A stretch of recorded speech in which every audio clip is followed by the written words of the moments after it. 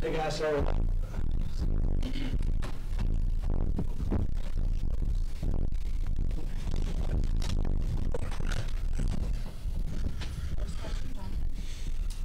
You guys got to 41 wins, but not into the play-in. What gets this team to become a play-in or really a playoff team?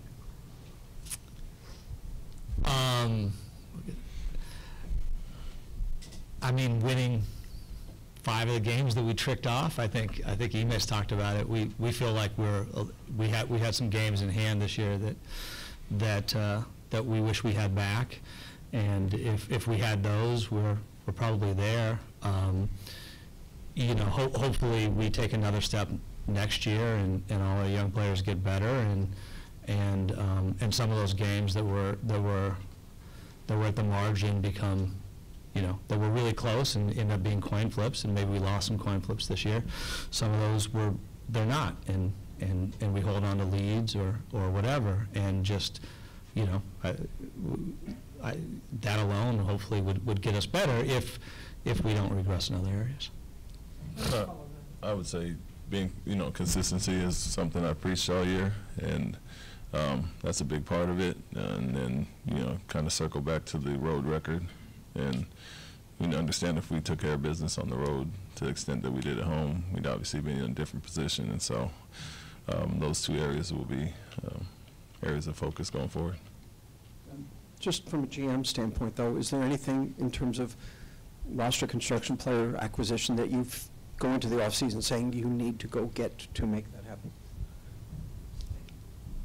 We were a competitive team this year, so I don't know if there's like we need to go get. I'm also not sure that we're at a stage for our team that we're thinking we need to go get. I do think it's very important that all of our players, not just our young players, but that all of our players get better individually. Like that's probably our primary focus.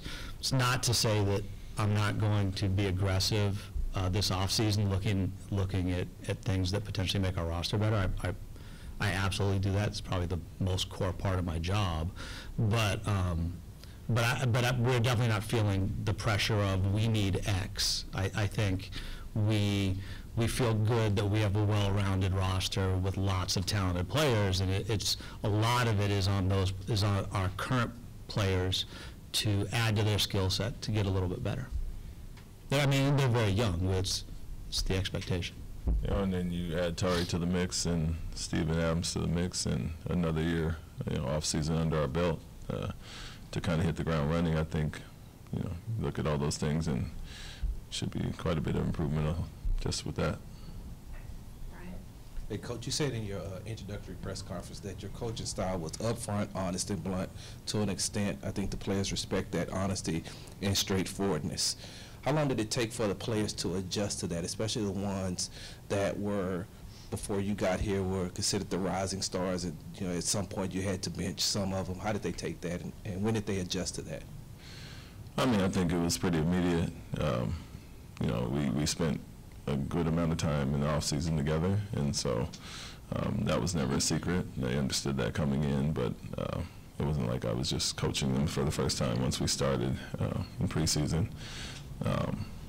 They understand who I am, and we've had a ton of conversations leading into the season. So, that's the coaching piece. As far as the benchings or whatever it is, I think guys understand what they do on the court is going to be rewarded. And so, I said at the start of the year, like roles and minutes and those things are not handed out anymore, and guys will compete for those. And when you do the right things, you'll be on the court. And so it wasn't always a case of what some guys didn't do as much as what the others did. And whether it was Aaron hitting 5 threes in a quarter, or I'm going to probably roll with him in the fourth quarter, or Jeff playing extremely well against Zion and his ex-team Denver, might play him over Jabari.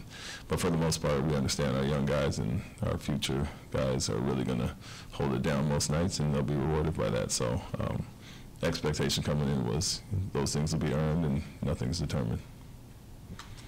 So I understand, you don't give away those 5 games, easier said than done, of course, then you're in the playoffs or play-in. But Coach, from a micro level, what do you want to see your guys do that doesn't allow just those 5 games to get away, like on a micro level, what needs to happen with some of these kids that they don't allow that? And I know consistency you mentioned before too. Yeah, growth in all those areas where, you know, you're going through it for the first time with us. I think we got better throughout the season and just limiting mistakes and improving in all those areas. You know, we got out to a good start, and you saw a big jump from guys, and we, like I said, we kind of plateaued in the middle of the season and finished off stronger, but just the fact that we have a year under our belt, those experiences that they don't have to go through for the first time, understanding what we're requiring of them will be a lot different. So, you know, we talked about it, although Fred and Dillon and some veterans came in, we still wanted to see our young guys take the step, and that internal growth would probably push us the furthest, and you've seen that throughout the season. You saw Alperen take a big jump early in the season, Jabari as well, and then Jalen kind of caught on later, but just from those consistency standpoints, if those guys take those jumps, and you know, we're in a different position than we were. So I think this experience, more so than anything, will benefit us and get to hit the ground running next year. Hey, Mrs. Stone, you talked about, you know, you feel like this team is more well-rounded, but where do you believe, or what are some of the attributes you would like to add on to this team for this upcoming offseason? Yeah, I mean, I like my team, so I think potentially we're just bringing back everybody that we have, and it doesn't mean we won't look at things, but I don't think we're sitting here today feeling like, oh, we need to go get X at all. I mean, as Ime pointed out, we're very much looking forward to getting Tari back with us. He's an enormous part of what we do. We're ecstatic that we have Steven Adams, and we think he's going to add, you know, a real element to us. So just kind of the guys we have in the locker room today are guys we're excited to bring back. And so, yeah, so we'll look at things, but I think it's not, I don't view our roster as we're missing X, we need to go find it. I think, you know, the job is to try and identify really talented basketball players, and if we find somebody who we think on their own merits is very special and it makes sense, we'd look strongly at that, but it's not, from my perspective, like we have a gaping hole. Either of you both can answer this. Jalen's late season surge was a real story of the season. I'm curious, did you have any parting words or advice for him before you guys broke for the summer, so to speak? Yeah, do it earlier, and we're playing right now, and so no, but you know, like I said, everybody learns and adapts to things on their own speed, and he was a guy that I probably pushed harder than most to improve all around and not just be labeled on one end of the court as a scorer only. You know, you have that athleticism and that competitiveness, you know, do it on the defensive end. You get to anywhere you want on the court, make the right reads, and you know, not take the contested shots. And so some things that he's done his whole life were being challenged. And so for him, it was just, this is who you are. And although you had your ups and downs, the thing about him I love is, like I said, his resiliency. He played 82 games, played through injury, fatigue, frustration, and never complained about it, never wavered from his work that he put in, and was rewarded with that toward the end of the season. And so, yeah, that's the biggest thing. Like I said, it takes time for everybody, and you see the talent, you see the potential, and to see him fight through that and achieve that late in the season, we're all very proud of him. Coach, can you talk about where you saw the biggest growth, like from when you got here initially and took over the team, went through the season, where was the biggest growth, and what is it anything about the team that surprised you or that you learned along the way? I would say the growth of overall IQ of the team. You know, that's an area that improved throughout the season and got a lot better toward the end. As I mentioned, limiting the same mistakes from happening over and over, and I think our IQ as a group grew. You got, you know, Fred, Dillon, Jeff, some veterans like that, and a bunch of young guys that are, like I said, being asked to do certain things for the first time. And so the IQ was improved. There was a huge improvement throughout the season. The one thing that not so much surprised me, but was a pleasant surprise, was our competitiveness and effort from day one. And so we were competitive first day we got on the court with each other to preseason to early season games, and you saw that fight and a little bit of toughness come out as the season went on. So that was a good surprise. Like I said, I'd rather have guys that you have to pull back some than really get them kick-started, and so our group kind of embraced that, and it was a welcome surprise. Rafael, you have two guys going into year 4, and Jalen and Sengun, that are extension eligible this offseason. Are you open to having those conversations, and how important are those two guys to the long-term puzzle and what you're trying to build? Yeah, they're both super important to us. To double down on what Ime said, I'm proud of Alperen for he actually had a rough camp, and like you could see like a switch turn from him really early, and so we asked hard things of him too, or Ime asked them pretty bluntly, which and that's great, and I thought he had a really good year, and the thing I said, I actually talked to Jalen, I don't know, 3 or 4 days ago. We talked for quite a while. Yeah, and on-court success is what it is. Like, no one's ever trying to miss shots, right? And so, like, the ball goes in, it doesn't. It's that ends up being really important, so I don't want to say I don't care about that. But in terms of dealing with people as people, the one thing I did tell Jalen was I'm very proud of how tough he was this year, on and off the court, just mentally. And to me, that's what's required to be successful. So just to double down on that comment. Yeah, anyway, that's what I got for you. This is a separate one for each of you. Rafael, I'll start with you. With the announcement of your extension, what does it mean to you to have an opportunity to continue to build on what you started? And then Ime, for you, is a separate one. We talked about the growth of the players, but what about for you personally? How did this year challenge you, and what ways do you feel like you got better, whether it was X's and O's, player development, or whatever it might be? Very happy to be here. Obviously some news leaked today. We've been in bed together for a while now, and I'm very thankful to Tillman and the Fertitta family. They've been great people to work for and with. Thankful to Ime and his staff. Likewise, it's been a really, really enjoyable year. I do think that we have the chance to build something very special here, and that is very much my goal. I want to build, the absolutely best team that we possibly can, something built for sustainable success, and I think we have a very good chance of that. So I am excited. And for me, and it's a new challenge with the youngest team that I've coached for sure. I've mentioned the parallels between here and Boston. We're not as far off as you would think, and so I had that to kind of lean back on. But I learned that I can find joy in some struggle, and keep a good attitude at times. And that's the staff and the players and guys you enjoy being around. So as much as we talked about the start of the season with all the players, ending at 500 might be an accomplishment in people's eyes. It's not going to feel good at the time.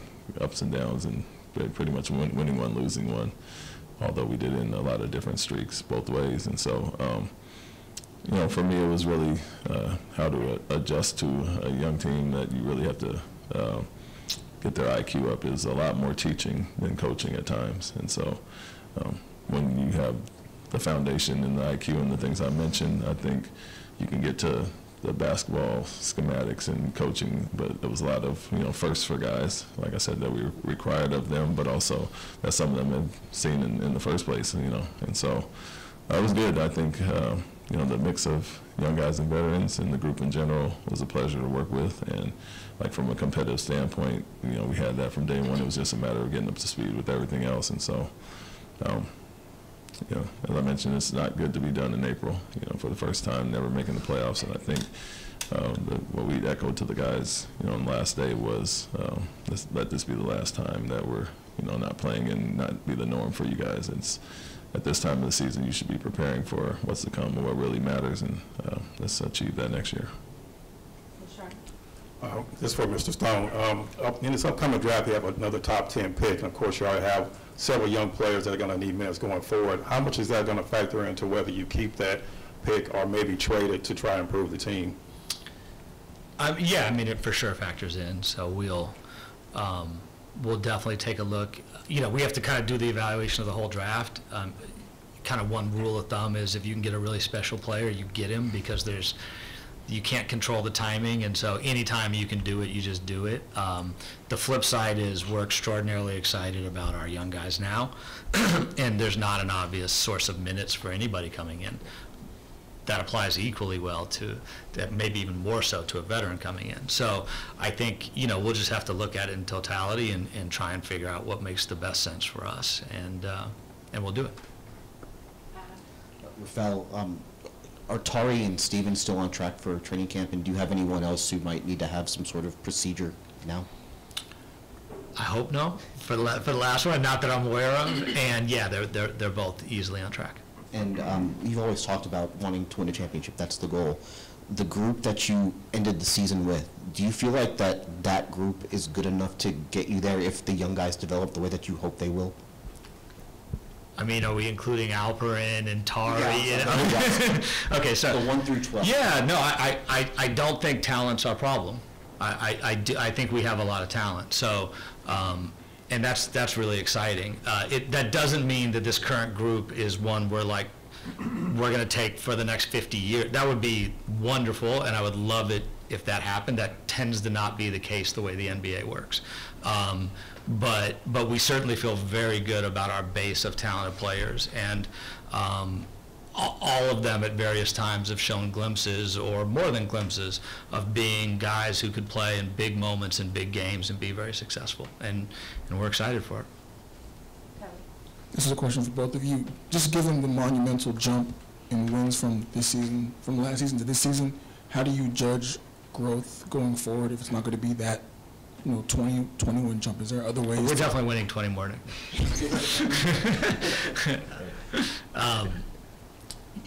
I think when we sat here last year, you guys asked me, maybe even been you, Kelly, asked me about, can I put a number on the number of games we had to win to see improve, and I said no. I would say the same thing again. Like, you take each year as it is, the only team that should feel really good at the end of any given year is the team that won the championship. So there's one team out of 30. And the rest of the time, you have to, at the end of each year, make a decision about where you fell short if you're not that team, and what the appropriate steps are to give yourself the best chance of being that team. I think it's that simple, but if you try and put a number on it or something else, I think you're making a mistake. Coach, a year ago at this time, there were multiple openings. You were very highly thought of around the league. Reflecting back on it, a year ago, making that decision to come here, how justified in your mind that this was the right decision and we're on a path here for something special? Well, if I went to Phoenix, Milwaukee, or Philly, we'd be in the playoffs now. So,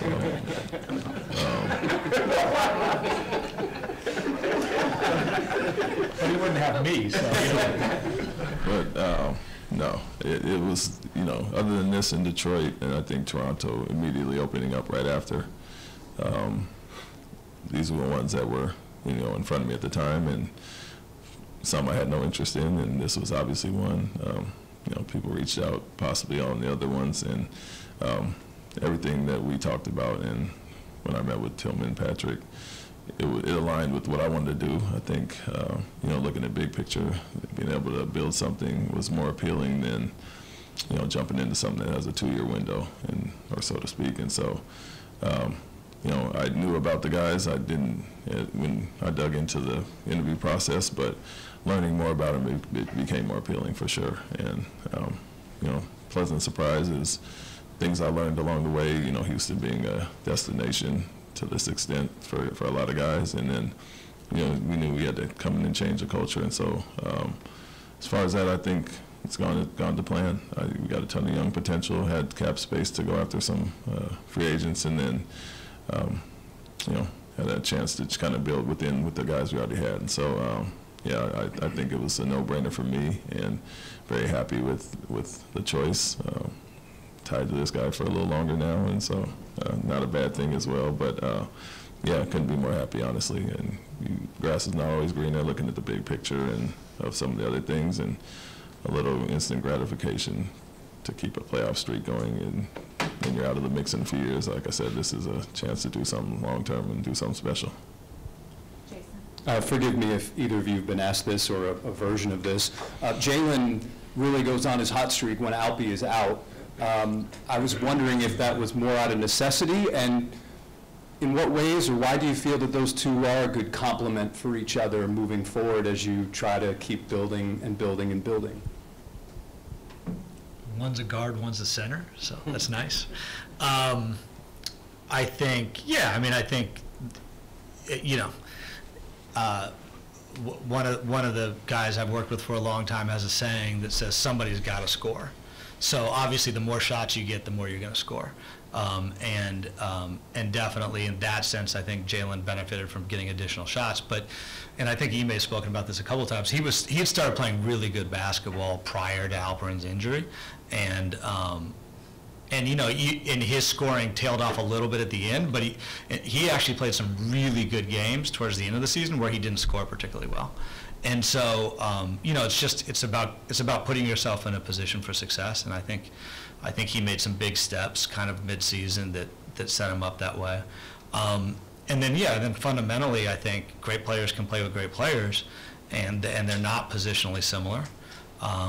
But the challenge that exists for us, I do want to be clear, it's not, for me, it's not Jalen and Alperen. It's Jalen and Alperen and Amen and Tari and Jabari and Cam and Dillon and Fred. Like, we're a team, you know? And so everybody's got to figure out how to mesh. Well, Ime's got to figure out how to mesh everyone, but a lot of that's on them and the choices they make. And every team every year faces that challenge. And I actually think even for the teams that are together, you know, and we've had teams that had a lot of similarity year over year, but every year is a fresh challenge, and every year somebody comes back and they added to their game, and how do you incorporate that? Or they want to do more, and how do you incorporate that? So, you know, that's the challenge that's in front of us. And I think it's a good one. I think it's a great one to have all these talented young guys who are year over year getting better and having more potential. But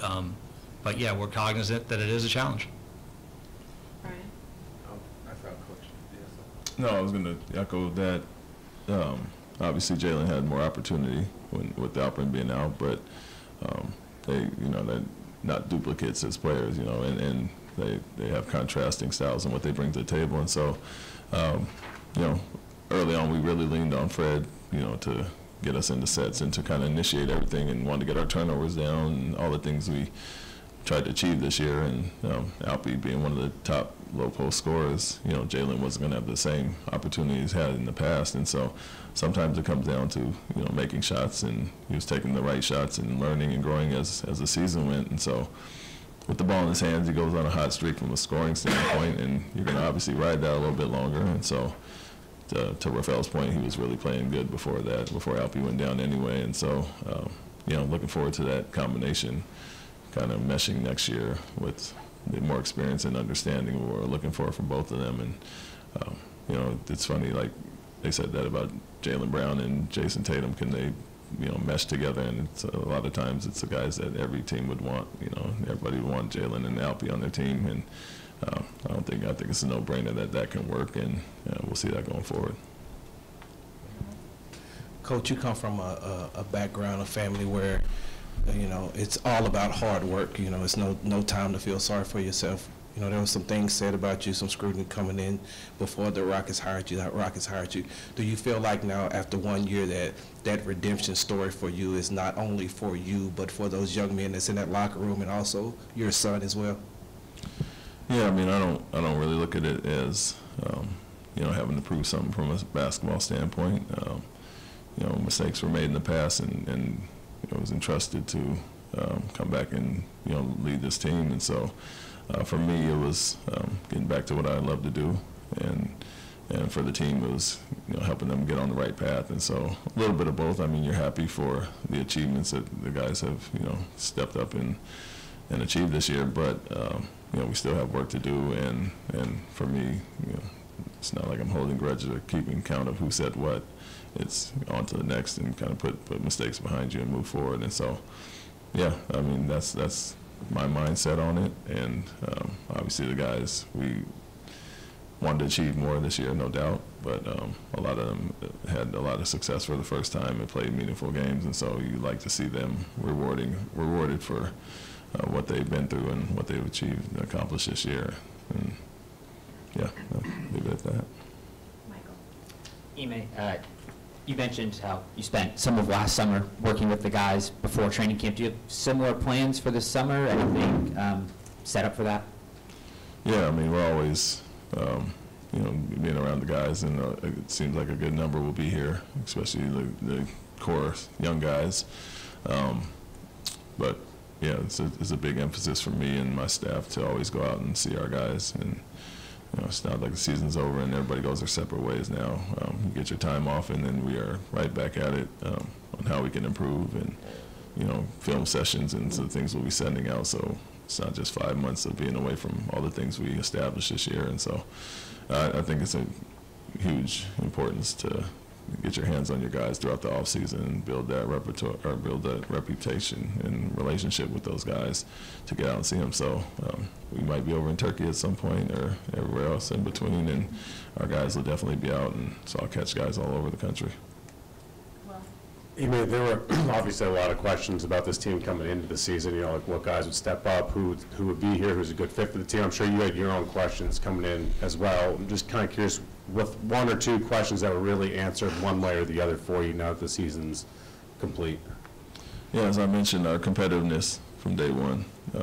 When you see 22 games won, you a lot of times would think it's a non-competitive group, and a group that didn't have fight or just kind of laid down, and that wasn't the case from day one. So you saw young guys that were hungry to improve, and then like the additions that we brought in, I think that benefited us greatly, obviously, and so that was a good surprise. It's like I said, to know that, okay, this is not as far off as a record might say, and so that was a big thing. And then just guys' internal growth in general, like even asking our men to do a lot of different things this year, requiring Jalen, Alperen, and these guys to improve and not just kind of rest on what they've done in the past. And so that was great from day one. Like I said, challenge Alperen to defend and do some different things, and he took a huge jump right from day one. And Jabari being more consistent, like I said, our men and Cam learning to play a little bit different. So it's all across the board. I think the competitiveness initially, and then them receiving our coaching and being receptive to everything we're trying to teach them has been a good surprise. Rafael, just to follow up on something from earlier, do you view extensions for Alpi and Jalen as a priority for this offseason? I missed half your question. I apologize. I'll do both. I'll always talk to any player at any time about anything. I'm not we won't engage, but I just, if you want to have a relationship with them, it's based on communication. So we will definitely talk about them. The way the CBA is set up, you can extend, you don't have to, and you can always revisit next summer. So in that sense, there's no gun to our head or anything else. We'll have conversations, we'll see what makes sense for us, what makes sense for them, and then both sides will end up, making whatever decisions we make. So I would say it's an opportunity to have good discussions with them. We look forward to that, but not feeling like it's a burden or a crushing pressure or anything like that. Do you feel like you can extend all 6 of the first-round picks from the last 3 years? Like, do you feel like, is there... Yeah, can we keep them on the team? Yeah. We do. We're going to take 3 more. Jonathan? A couple of guys mentioned the other day that you plan to have the offense be less, maybe basic. What do you have in mind, and how does that fit with the 3 guys that you have who didn't play in the last month or so, Steven, Alpi, and Tari? But the main question, what do you have in mind with the offense that you didn't get to do this year? I would say what we did late, we had a lot of success with the pace and, you know, the three-point shots and some of the things that Tari and different guys bring offensive rebound naturally. And so we really emphasized those after All-Star break. It was almost like we wanted to kind of lay the foundation and then hone in on some specific things. I think, you know, you look at our group in general to start, and Fred's not the fastest point guard, you know, as far as that, and Dillon's not a natural runner, or Alpe's not a natural runner, and so you don't think that'd be a good lineup as far as like really playing with pace, but it benefits Jalen and Jabari and Cam and Amen and all these other guys, and so you want to have balance, but also do what works well for the team. And so the pace was a thing. Like I said, I'm joking about Fred, but he'll kick the ball up ahead anytime he pushes, whenever he has a chance, and you saw everybody else kind of get on board there. So I think we found something as far as that. You know, it's always a balance when you want to go from 29th in turnovers to top 5 or whatever we ended. It's taking care of the ball and not being careless in transition. So you're zeroing in on specific things, and then you kind of double back onto the transition and the pace and getting the threes up. And so I think we found some things that worked late that even with Alperen out there, we increased it after All-Star break, so it wasn't because he was out only. And so we'll do some of those things better, hit the ground running. I think I kept it pretty vanilla as far as like a lot of the ATOs and draw-ups. You know, you're trying to build this foundation and get our IQ up, and you don't want to get too complicated offensively at times. And so I think you'll see some improvement as far as that and execution of timeouts and different things like that. Coach, can you talk about the rookies from this year? I mean, a lot of young guys on the team, but just what you saw from Amen and Cam, who of course became a crowd favorite, and was that a surprise? Did you know they had the kind of upside you saw? And obviously they're not done, but just talk about them a little bit. Yeah, I wouldn't say it was a surprise when you take the 4th pick and a guy that was supposed to be top 5. You see that talent, obviously, and it just takes a little bit of time. I mean, Amen had the injury, so the things that we saw him do the last 2/3 of the season could have been expedited if he was playing more, because he really took steps as just from opportunity alone. And so, surprise is not the word, but I think we were happy with his growth, doing different things than were required of him. And you put him in the starting lineup with Fred and Jalen, he's not going to handle the ball as much, and he found a ton of different ways to impact the game. And so just adds to his toolkit, going forward, that he can do other things now with just the ball in his hands. And so that's one. Cam, it took a little time and opportunity as well. You got Dillon, you got Tari, you got Jae'Sean, you got these guys in front of him initially who've kind of proven themselves, and just like Jalen and other guys were asking him to do more than just one thing on the court. And so he went to Rio Grande, took advantage of that, and came back ready to play when we had some injuries, and not surprising at all based on his talent and competitiveness. He's an aggressive guy that's always going to be in attack mode. It was more so buying into the defensive concepts, and I think he did that and understands how he can impact the game more ways than one. So very happy with those two. Still have a ton of growing to do, and we'll really focus on that this offseason, but happy with their first year. Coach, just having seen two versions of this team, one the more traditional style with Alpe at center, and then the small ball that we saw the last month, do you have a sense of how to balance that in game going forward, going to small ball, at times, and going traditional?